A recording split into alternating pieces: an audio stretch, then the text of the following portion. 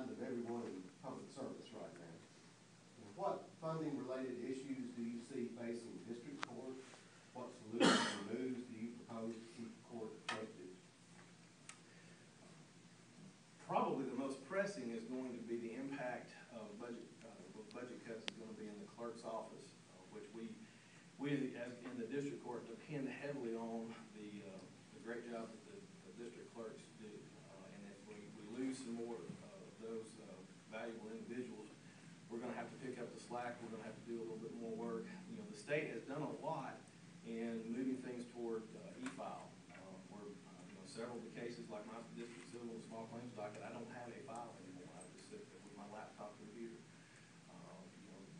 People bring it in and scan it in, and but it takes people. If an individual doesn't have access to a computer, doesn't have access to the e-filing system, they've got to bring it in and hand it to a clerk who has to manually scan it in and make it a part of the record. That's one area I'll see some. I foresee some problems that will take a little bit longer. I'm committed to working however many hours it takes to ensure that justice is not delayed or denied for anyone. I've been doing that this whole time I've been there, working a good steady schedule so that we can move cases along. As far as our office, my job, or my office directly, I don't see the budget cuts. It's really going to be the periphery that we'll have to deal with. It's not going to be an insurmountable challenge. It will be a challenge, but we'll be able to handle that by just doing more with less. I think everyone in government is going to have to learn that, just like we've had to learn to do it at home. You don't go out to eat as much. You don't do, so the state's going to have to learn not to go out to eat as much. We're going to have to, and we'll figure out a way.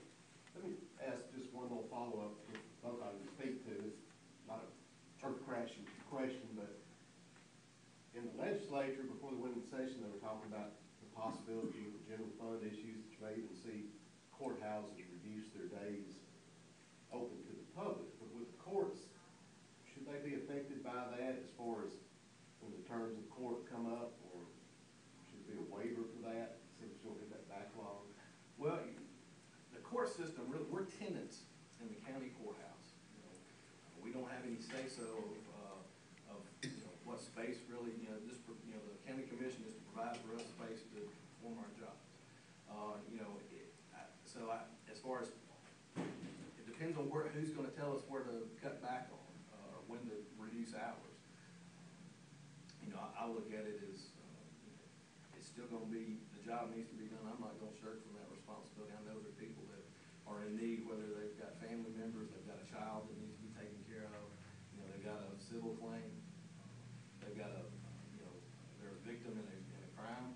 If I got to work, like Governor Bentley said, take a little less, I will do that to make sure that gets done. Dave, could you repeat the question? Because you asked two questions. Could you repeat the first question for her? Yeah, the main question. Yes, sir. Okay. First main question was funding cutbacks on the mind of everyone in public service these days.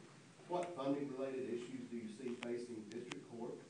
What solutions or moves do you propose to keep the court effective? First of all, I do understand what it means to have funding cuts, because as a teacher, we went into proration many years, and we had to work with less.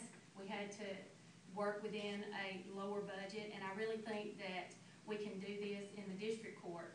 Again, I will mirror what Judge Turner said. We will have cutbacks in the clerk's office, and that is going to hurt, but we can do that by simple things like going in and doing some of our own paperwork, if at all possible.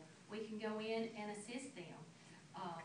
Anytime that we have paperwork to be done, get it done in a timely manner.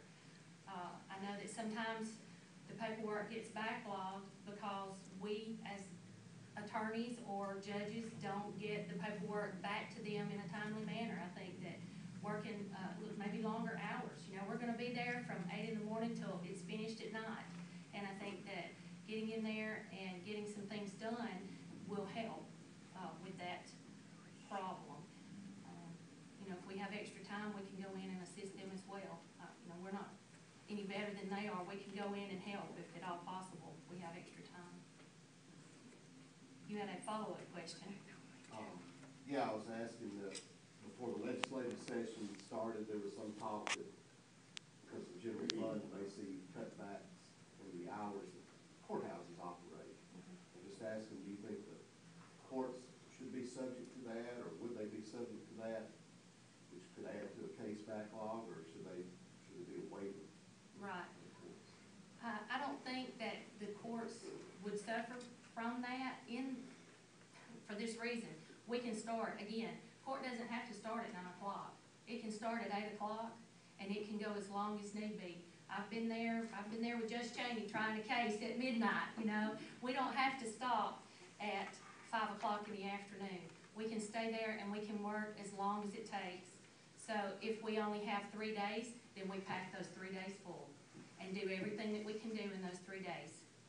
If we only have 4 days, so be it, then we